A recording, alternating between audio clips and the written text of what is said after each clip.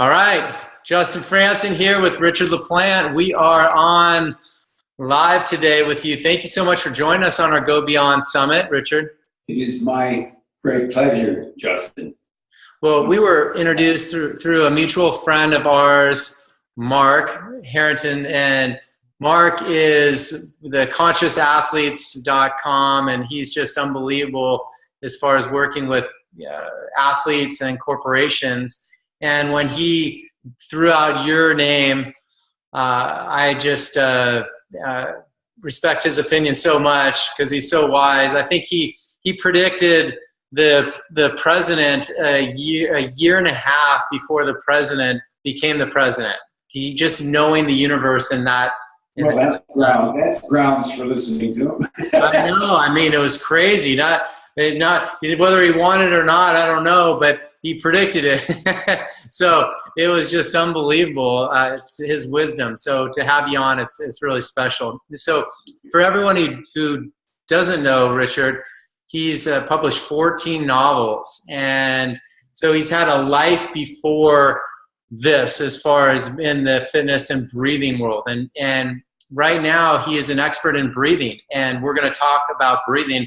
And one of the standalones, I mean, there's guys out there that are doing some great work, the Brian McKenzies, the Wim Hofs, the Laird Hamiltons, they're all bringing in their own spin on this. And I know Richard studied with several of them, but what he does that they don't do is he brings in actual breathing into your exercise, your strength training to get more out of strength training, not just breathe in and breathe out, on the proper time. It's so much more in depth. And he's going to show you that program and how to actually do it. And he actually has a product, a breathing stick that he sells. He has his realstrengthnow.com website that you can just sign up and register for. It's just a nominal monthly fee to get access to him and his wisdom every month of the year. So highly recommend that. So Richard, I want to turn it over to you and have you share with us, how do you breathe when we're strength training? First of all, let me tell you how it started. All right. I was 10 years old, and I fell out of a tree. I broke my neck. So I was put in a body cast and kept out of school. Yeah. When that cast came off, my body had so atrophied from being in this big plaster cast, out of a 30 or 40 pound cast, that I needed to be rehabbed. So they sent me to the elementary school gym teacher. And he turned me on to barbells and dumbbells. At first, though, because of my frailty, I couldn't lift a barbell, so he had me lift a broomstick to show me the form. Because he said it was all about form, and if you don't want to injure yourself, it's about form. And so he showed me, say, a clean and a press. So a clean is bringing the barbell to here, and a press is pressing above your shoulder. That's called a compound exercise. Uses more than one joint and muscle group. But as he watched me do it, he said, well, I've got to teach you to breathe. He said, you're not breathing right. You've been in that cast. Look, I'm struggling. It's all through my mouth. He said, you've got to learn how to breathe, kid. You've got to learn how to breathe. Well, I was more interested in building muscle, but he wouldn't allow me until I closed my mouth, inhaled, and then exhaled, and in and ex. And as it went on, I became more interested in building my musculature. I started to read books by other strongmen. It was Eugene Sandow. He was an old-time strongman. And there was Strength and Health magazine. And I would go through them and look for bits about how these guys breathe, because this Mr. Bradford was the teacher. He made such a thing about breathing. Then I got into yoga, and I noticed it was all about breath. As I got older, I got into Pilates. It was all about breath. And then I spent more than 20, almost 30 years doing one form of martial art or the other, 20 years with the Japanese Karate Association. I went into Western boxing, and it was all about breath. So I took basic yoga, and the postures are called asanas. And I thought, okay, there's the warrior pose, there's yes, but it's about breathing, diaphragmatic breath. I say deep breathing, by the way. People don't mean deep like, they mean deep from the center of your body, from the diaphragm, and using what's called the pelvic floor, which is that band of muscle that puts your coccyx together with your pubic bone, holds you together. That's breathing. Pilates uses that breathing too. And I thought, well, why, if the practice of yoga is based upon breath, and that makes this an internal discipline, because as you train the body, you're training the breath. Why doesn't anyone do that in a way? Why, when you do a clean and a press, aren't you using conscious diaphragmatic breath? Wouldn't that, number one, make you more present? So you're not sitting in the weight room doing sets and then talking about lunch in between sets. You're actually conscious that you're there, like you're supposed to be conscious in a yoga studio. You know where your feet are, grounded on the floor. Why not do that with weights? It would then make it a very, very different discipline. So I started to employ martial arts style breathing, yoga style breathing, Pilates style breathing. When I say style breathing, emphasis on the diaphragm, emphasis on lifting the pelvic floor, and putting it into just basic weight training exercise or free exercise, just a push-up. And it started to make sense to me that I was getting a double workout. I wasn't only getting my musculature in shape, but I was working the internals of my body and in the process calming my mind, because breath is a calming feature. We have two nervous systems. Well, we have more than two, but two that are, we're either in fight or flight, or we're in rest or digest. When you're in the weight room and you're pushing those last two repetitions of a weight, you're in fight or flight. The adrenaline, cortisol, fight or flight. As soon as you're out of that weight room, you want to be in rest and digest so that you have recovery and regeneration. That can be, to a great degree, controlled by breathing. Central nervous system can be controlled by conscious breathing. So why not take this conscious breathing and add it into bodybuilding style exercise? And that's basically what Real Strength Now has done. It gives you a method of breathing that you can take anywhere. You can take it when you drive a car or into the weight room. It's conscious breath. Awesome. Now, can you give us an example of that? So if I'm going to actually do a dumbbell curl, just for my biceps, the beach muscles, how would I breathe properly on a dumbbell? First of all, I wouldn't really advise, I don't like dumbbell curls. I'd rather do a undergrip chin, to use the biceps as the primary muscle and use the other muscles. I like compound movement. I think it's obviously much superior. That's called an isolation movement. But I will, so let's, for the sake of it, take the barbell curl. The general way we do the barbell curl, and this is if you're using the breath that a trainer will teach you, and most people don't even use that, is there's two phases of the curl. The concentric, which is when you contract the muscle up. That's when you peak the muscle, that's concentric. And the eccentric, as the dumbbell goes down, the muscle's still under tension, it's lengthening. It's actually the lengthening that causes little fibrous tears in the muscle, and that's how you're building muscle in the eccentric phase. But generally, your eccentric phase is the inhale. Concentric is the exhale. That's generally it. They don't tell you nose or mouth. I'm a nose breather. The nose is designed for breathing. First of all, there's paranasal sinuses that create what's nitric oxide right up here, which is a dilator, which opens the breathing passageway. So it's a superior form of breath, nose breathing. So instead of just the general mouth open, like, I would take that curl, breathe, inhale through the nose at the bottom of the movement, and exhale slowly. But as I exhale, I'm lifting consciously, not only the bicep, but the wall of my abdomen up beneath my ribs and my pelvic floor, that band of muscle that unites my pubic bone and my coccyx, is tightening. So I'm not only working the arm, but I'm working this part of my body, the core, the essential core of my body. So that bicep curl is working more than the biceps. It becomes a more total exercise. My feet then are grounded on the floor. So I'm feeling my feet. So the exercise becomes conscious. It's an exercise is in conscious training. And that conscious transfers out of the gym. Instead of put the weight down, I'm out of here. It becomes more, I don't want to become esoteric and lose people who want biceps, but it becomes more a moving meditation than just a grunt exercise.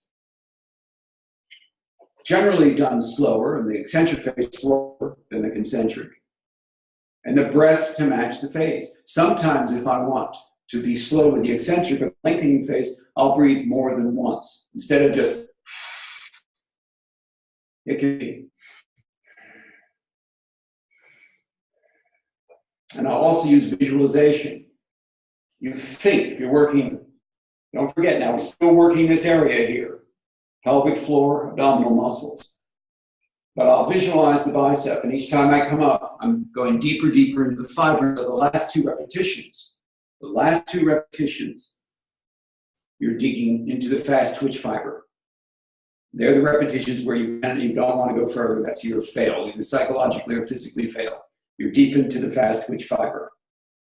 And that is all enabled by consciousness, conscious breath, including the visualization of it. Have I lost you? Or does it make sense? No, definitely. It's fantastic. I mean, it's just a deeper level of connecting to the core. It's taking that gymnasium and turning it into the equivalent of a serious yoga studio. You know, yoga, yoga, yoga. Well, the gym has flexibility. It's full range of motion if you do the exercise correctly. The barbell is its own form of yoga, so to speak. But you don't need a barbell. I use a lot of static and dynamic contraction movement. It's a little bit trickier to get progressive resistance with static, with isometric exercise to progress it. But you can progress it with a number of breaths and the holds. But they are very good for strengthening and toning the body. And that's where the stick comes in. That's why I use the breathing stick. Awesome. Now, share with us nitric oxide. Why is that so important for the body? How is that relationship connected with carbon dioxide and being able to have improve your breath capacity and health? All right. There's nitric oxide not only in the paranasal sinuses, but also in the membrane throughout the body. It is the vasodilator. That's what Viagra is. It's a vasodilator, nitric oxide. You want to have the passageways open to ensure the flow of oxygen. At any time, we carry 95 to 99% oxygen through the hemoglobin. That's called oxygen saturation. Everybody's got about that. The trick is to use the oxygen.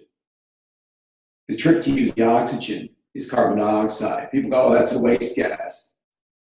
No, carbon dioxide is an enabler. That's your exchange gas. Without carbon dioxide, you can't exchange for oxygen. So you could have 100% saturation flowing around and around and around, but you can't get to it. It just passes in, passes out. You're wasting air, so to speak, wasting breath, so to speak. So part of the type of training I do, whether it's with a stick or with a barbell or with free weight, with my body weight, is trying to make my body more oxygen efficient. Oxygen efficient means I tolerate carbon dioxide better. There are certain techniques to do that. Wim Hof uses a particular technique. His technique, I mean, he combines his with ice, which is I mean, he's brilliant. Bottego is a Russian, and I think Patrick McGowan is his pupil. He has another technique called oxygen advantage, and I've been working with one of his students. But basically, all techniques do the same thing. It's if I take my breathing stick, just say, okay, I'm going to press it 5 times. I'm breathing in, out. I'm lifting my pelvic floor, so I'm also internally working.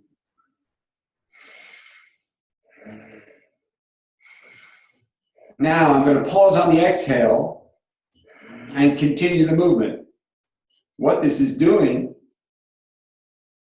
is my body wants oxygen, but it can't get it. So I have a little oxygen deprivation going on and a carbon dioxide buildup.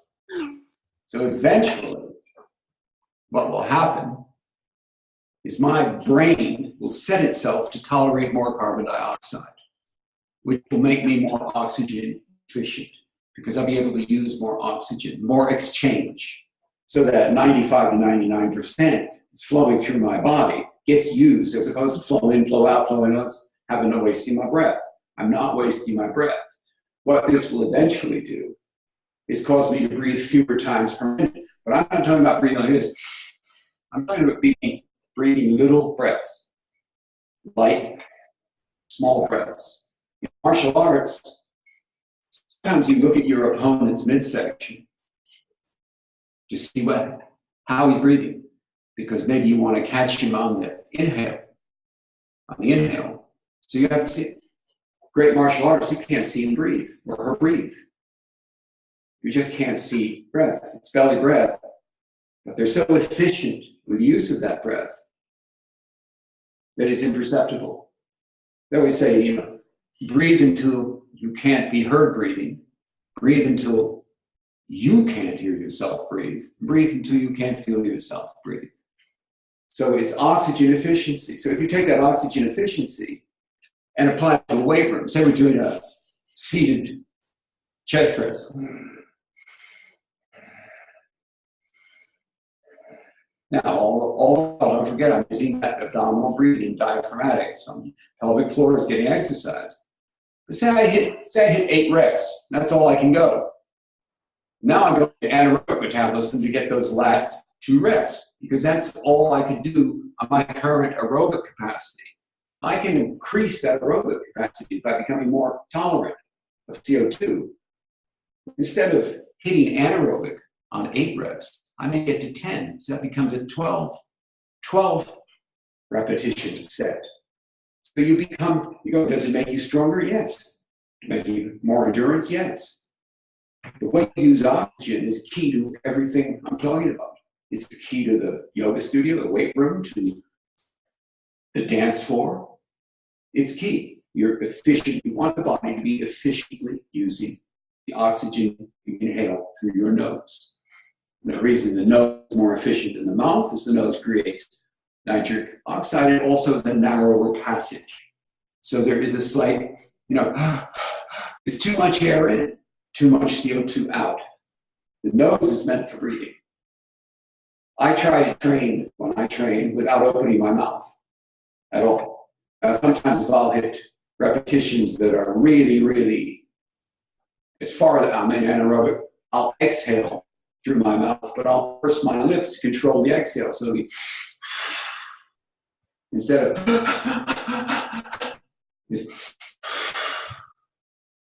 that narrows the passage, it also increases my abdomen, my abdominal wall comes up. So I'm still exercising this bit of me, including the pelvic floor. And the pelvic floor stabilizes the movement. That will bend the muscle. And it stabilizes the movement in a punch, boxing punch, a karate punch. So it's using groups of muscles that we don't even think of half the time and becoming conscious of them that increases our strength and endurance. And it becomes not only the oxygen more efficiently used, the actual movement becomes more efficient. It's more conscious. It's less random. I did 3 like that, I did like that. You're aware of the nuance of the movement. It's not random. And there's a great difference. It's the difference between a master and someone who's just learning.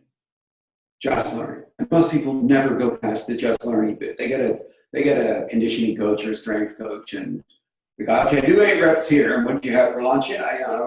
Okay, that's great. 3 sets. No, you're not. My goal is to teach people to become their own teacher. I teach a method of training and breathing that you can take to any place, whether it's bicycling, running, playing tennis, boxing, writing a book. You become more conscious. It's about developing consciousness. The means is incidental. The breath is essential. Awesome. Now, Richard, tell us about your stick, your breathing stick. About 21 years ago, I thought I was doing the breath just with my hands or with a barbell. And I thought, a conductor to conduct music uses a baton. You know? I thought, how about if I had a baton to conduct my breath? Would it make it more accurate? And so I used a broomstick. I picked up a broomstick. If I stand up, can you see me anymore? Tell me. Yes. Wait, I also use a lot of karate stances. I'm in one now called Shikodachi stance, which is a square stance. And that gives me a static hold on my quadriceps. Anyway, so conducting the breath. Lifting the curtain. Letting the air in. Closing, letting it out. And when I close it, the lock is the pelvic floor. It's locked. My abdominal wall is up. So I lift. What the stick is doing is providing an object of focus, a linear object, an object of grounding where my feet are grounded to the floor, my hands are grounded to the stick. So it's grounding. I'm all together, and the breath is the uniting force. And I try to coincide the breathing in